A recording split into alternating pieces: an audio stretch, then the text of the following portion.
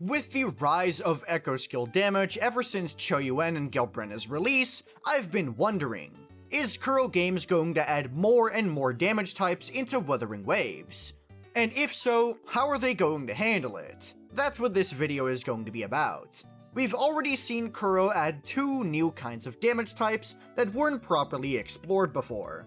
The first of which being negative status damage, and then the second of which being echo skill damage. So first off, I want to start off this video by discussing these 2 examples. First of all, negative status. We got a very first negative status character with Spectra Rover, and then we got Phoebe. But we didn't see it really introduced as a damage type until Zani, and then later as well with Thundah. I think these implementations of a new damage type are incredibly flawed. I've made plenty of videos about my dislike for how negative status was handled already, but to give a quick recap, I feel that negative status is way too limiting on your team building options, because almost every negative status team really depends on some kind of sub DPS to apply it for you. And since we still don't even have a single 4-star character who can apply error erosion, this is kind of a big issue. They only put negative status on characters who are built around the gimmick, and they never add negative status to a character just for the fun of it. Every single character that has negative status is specifically built around negative status as an archetype, which means that we're never going to see a random buff to a negative status character without the character being explicitly made for negative status. And you're never gonna get the opportunity to really get a good replacement for someone like Phoebe unless Kuro decides to just entirely power creep Phoebe. That's the core issue with negative status. Its exclusivity means it's incredibly hard to get into. And because it's so hard to get into, most people who don't really like Thundah or Zani simply aren't gonna get into it. And even those who really like Zani but they can't get Phoebe are gonna start feeling the problems. So that's why negative status was, in my opinion, a failure of a new damage type. New damage types are supposed to diversify the game, but rather than a new option, it feels like negative status is its own island that is in no way related to any of the other damage types. So let's talk about the second implementation of a new damage type being echo skill damage, and I think that there's already a massive improvement in this regard.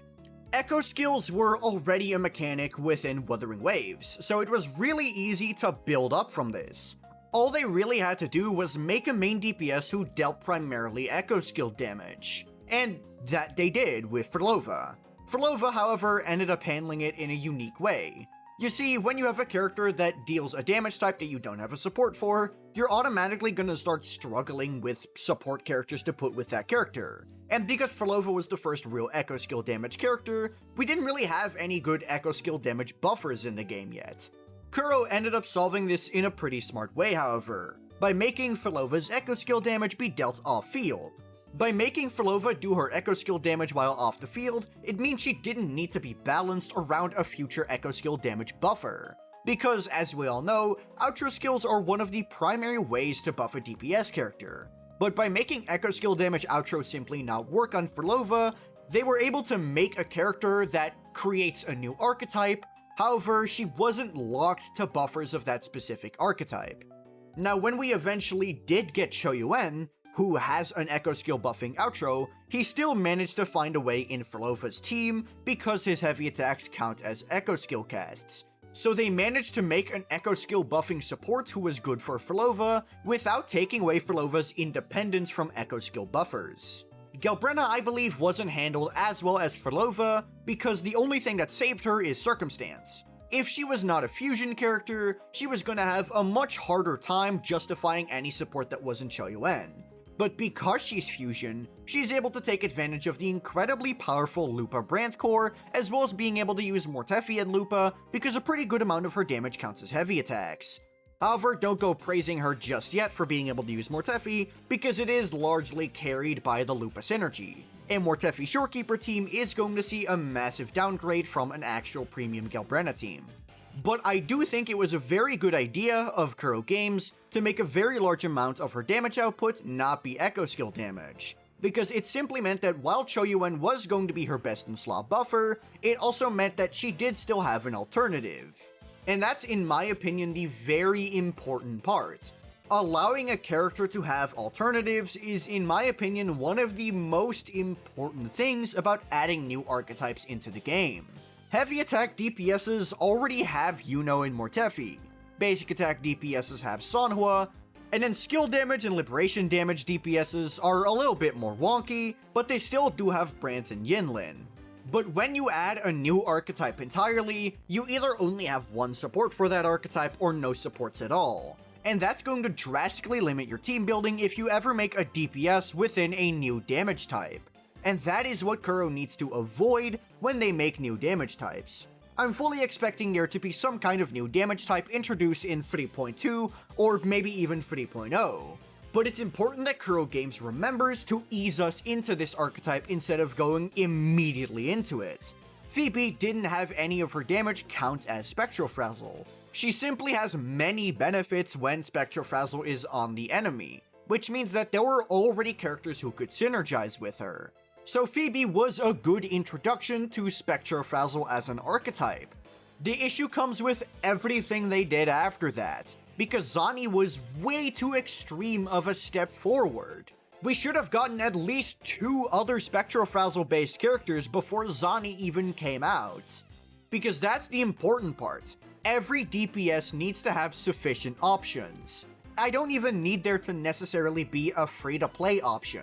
I just need there to be at least free premium options, so that if someone missed Phoebe or doesn't like Phoebe, they're not forced into getting Phoebe. Echo skill damage handled that ramp up a lot better. They started out with a character who doesn't even do echo skill damage in the form of Cantarella. Then we got a character who couldn't even use an echo skill buffing outro skill in the form of Filova. Then with Galbrenna, we got a character who actually did echo skill damage on field, but still had combos to primarily take advantage of heavy attack damage. And then finally we got our echo skill damage support. Now all we need, in my opinion, is 1 or 2 more characters who have echo skill related buffs, and then we're truly able to say that the echo skill damage archetype was a success. So to summarize everything I've said up until now, the flaws of negative status primarily came from exclusivity, meaning that if you didn't invest into the archetype early on, it ended up being very hard to justify getting into. And the success of echo skill damage can be very much attributed to the fact that it had a very natural ramp up from being barely echo skill related at all to having way more focus on echo damage. Because if you add a character that's entirely focused on buffing echo skills, but there's no DPS who does echo damage, you end up with a useless support. But if you add a character who does only echo skill damage, but there's no supports for them, team building is going to be incredibly difficult. But that's just my opinion. Let me know what damage archetype you think Kuro Games should focus on during the 3.0 era. If you have any questions, be sure to join my Discord server, which is linked in the description. I'm pretty active on there, so if you have any questions, there's a pretty good chance I'll respond. If you just want to see more of me, the best place to check out would be my second channel, which is also linked in the description. I don't post very consistently, but when I do, it's primarily PTR content. But that'll be all from me. Peace.